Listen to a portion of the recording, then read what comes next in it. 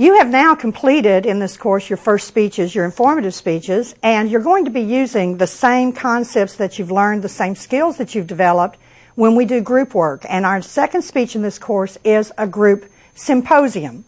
And today we're going to talk about the concepts inherent to groups, the communication practices that increase the efficiency of groups. This is the lecture for Appendix A. First, let me say that group work works. A lot of us do not enjoy working with other members in a group setting.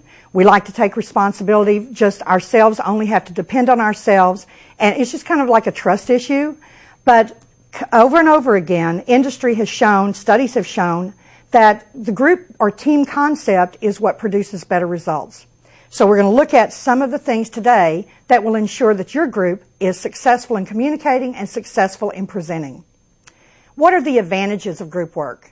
Well, first they are that there's a multicultural aspect to the group, and this enriches the understanding that your group will have, the members will have with each other, and also about the project that you're working on, the symposium that you're putting together in this case, but anytime you're in a group setting, that multicultural aspect of that group is going to enrich the product and create a better product. Also, discussion produces agreement between members that might look like it's going to thwart your efforts, but in fact, when resolving those differences, you end up with a better effort. We would be remiss if we didn't mention that there are problems that are inherent to groups. Things can affect the progress of a group, things like cultural gridlock.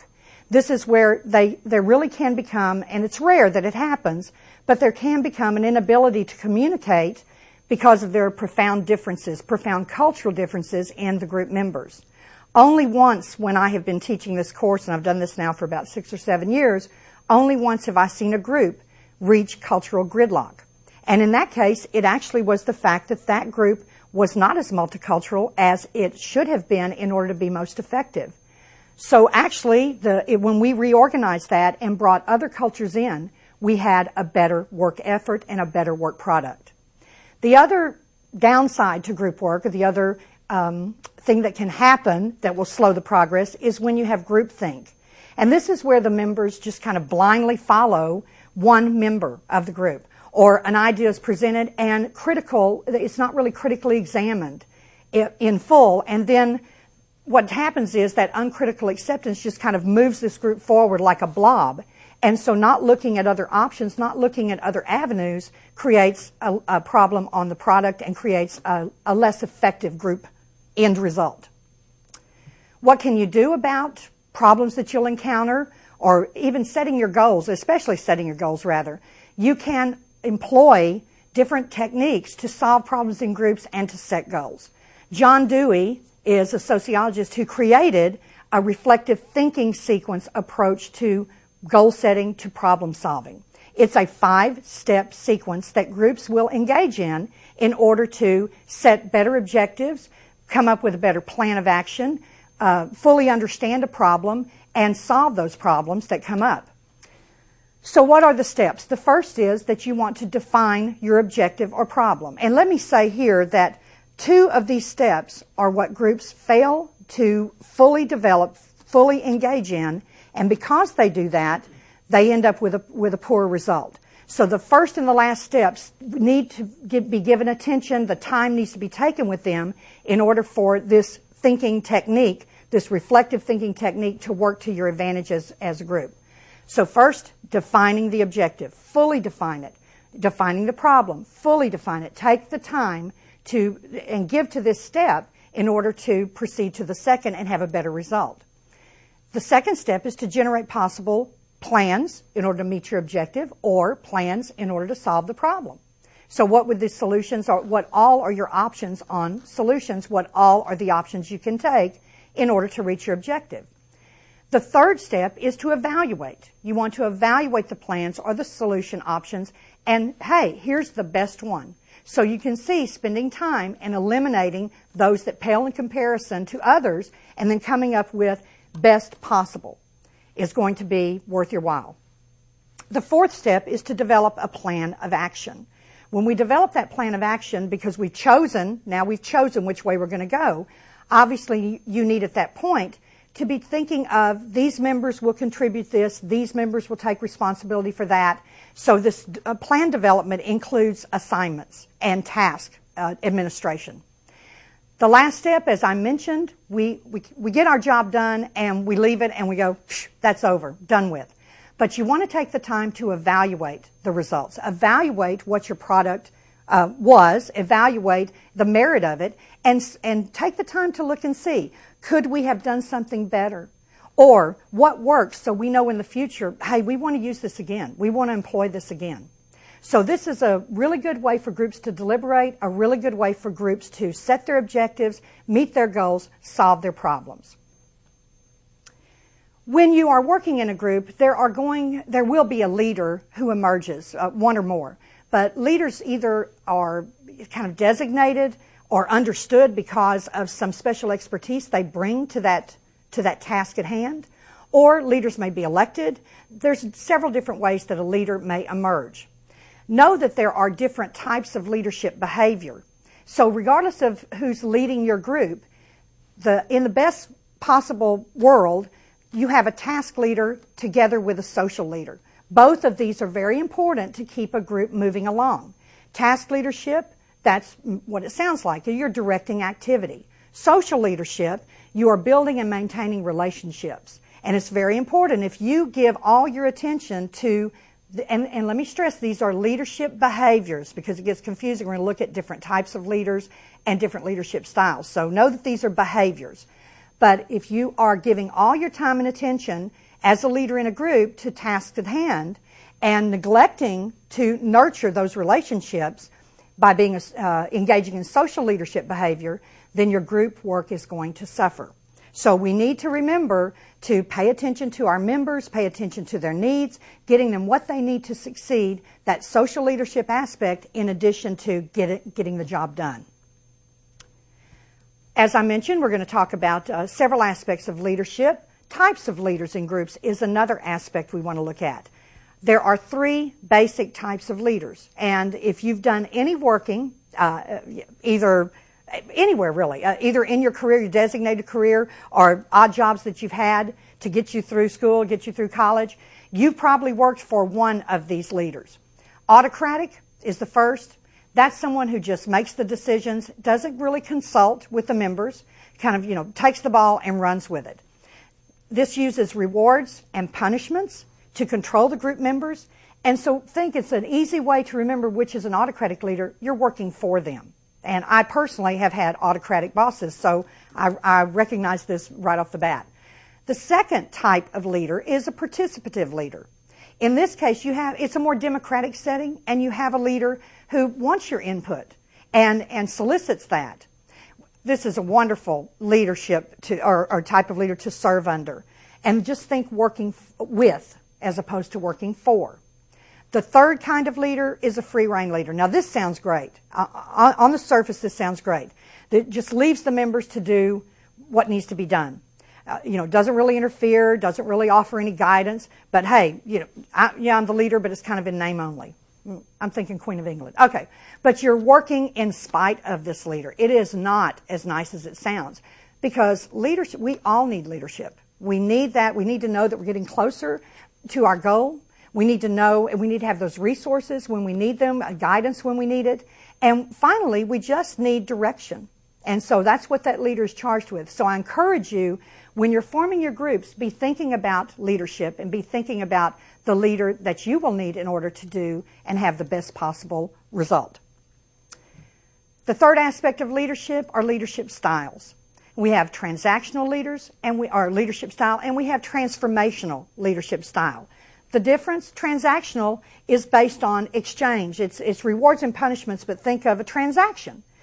I have something and you need it. You have something and I need it. So there's an exchange that goes on. So this is based on power relationships. The second type of leadership style, or contrasting with transactional, is transformational. Now this is really a high level of leadership style. This is where the appeal is to people's higher levels of motivation. Going back, looking at Maslow's hierarchy of needs and looking at motivations within those needs. So this leader is really gets the best work out of their people, out of those group members. So looking at levels of motivation, giving the members what they need, stewarding rather than managing. And stewarding includes attaboys, kudos. That was really good. If we don't stop and tell people and show our appreciation, we're not going to continue to get the kind of work, the kind of effort, the kind of input, and the kind of result that we're hoping for. So let's look at, you know about leadership now. You know that it's essential to an effective group setting, group work. But let's look at, hey, when is it that you need to meet? Because, we do so many things now electronically. We do so many things where we don't have to face-to-face. But it is important when you're in group setting to meet with your group members. There are signals for when you need to arrange for a meeting. First, you need to obviously define your objective, set your course of action. I'm thinking that Dewey's reflective thinking sequence here. Establish the group members' roles and who's going to do what, the responsibilities. So you definitely need an initial organizational meeting that will include planning.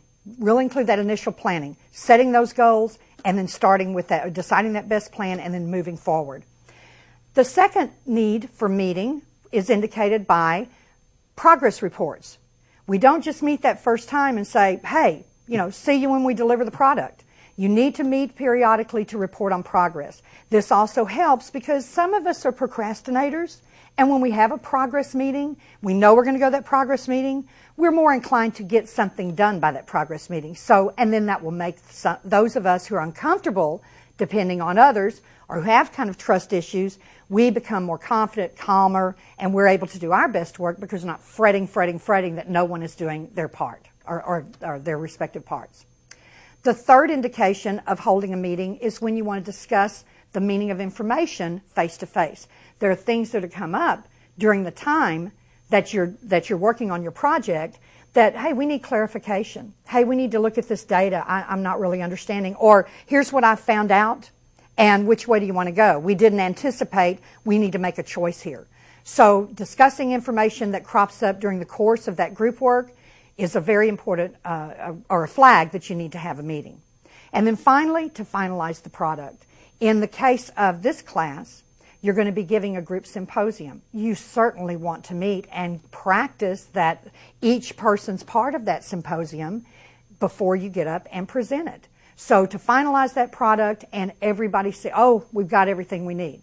When you get to that finalizing meeting stage, if you see something's missing, it gives you a chance to correct it.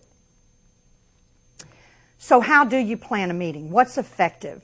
First, you need to prepare an agenda, and you need to distribute it to the members of your group prior to that meeting.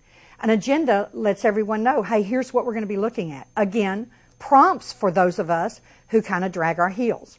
You want to choose a desirable meeting place where you have privacy, where there's not going to be a lot of interruptions. I can tell you I meet in various work groups with people, and occasionally someone will bring a small child with them. Well, I love seeing the child. I love interacting, but we're not getting anything done. I mean, the little child's running around, and we're all paying attention to, oh, isn't he cute? Isn't she cute?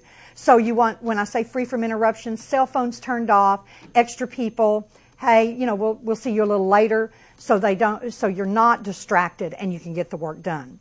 Another aspect of planning a good, effective meeting is to keep it short. After about an hour, people's eyes glaze over. You're not getting good work done.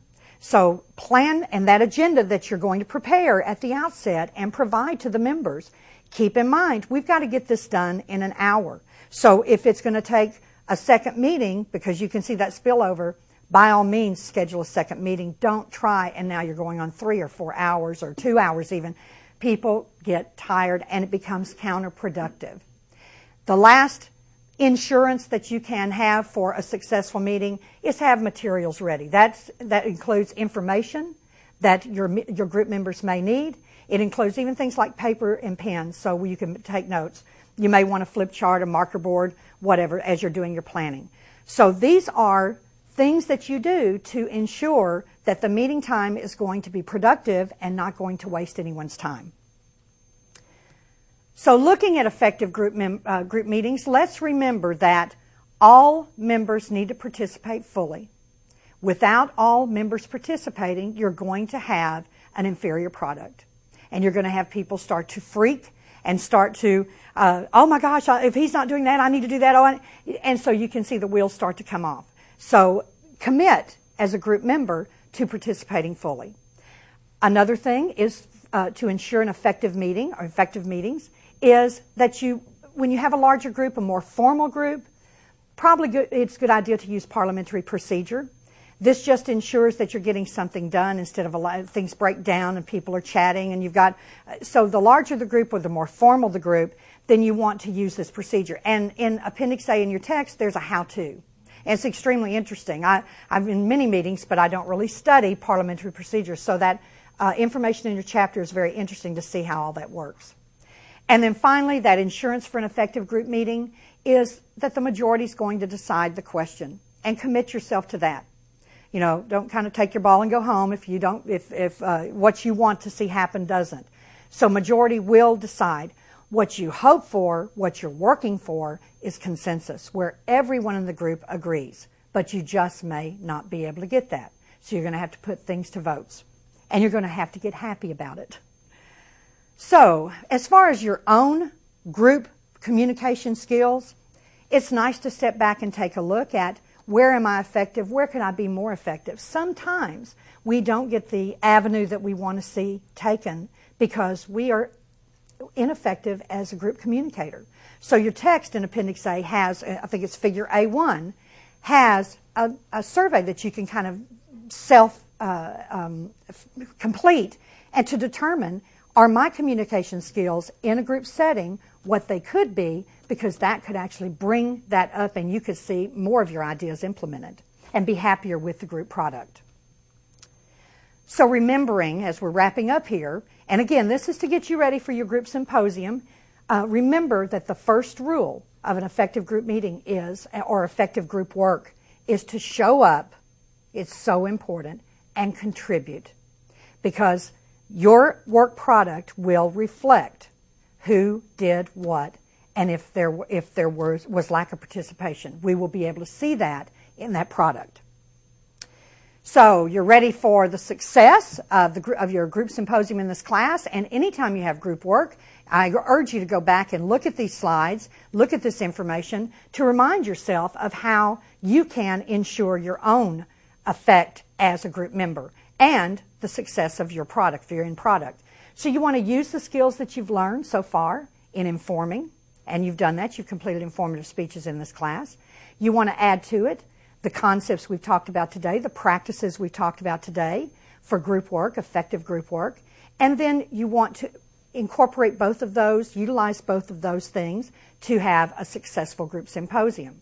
Now, group symposium, if you're a little unclear about what that is, I'm going to give you a little tease here. It's adequately explained in your textbook. So remembering these lectures do not take the place of text reading. Get in that text, get in Appendix A, read through, again, the things that we've talked about today, and familiarize yourself with the concept of a symposium, and then you should have all the tools you need to be very successful in this second speech opportunity in this class. So that finishes us up for group preparation, and our last lecture will follow, tape 7, and that's going to be on persuasion. Thank you.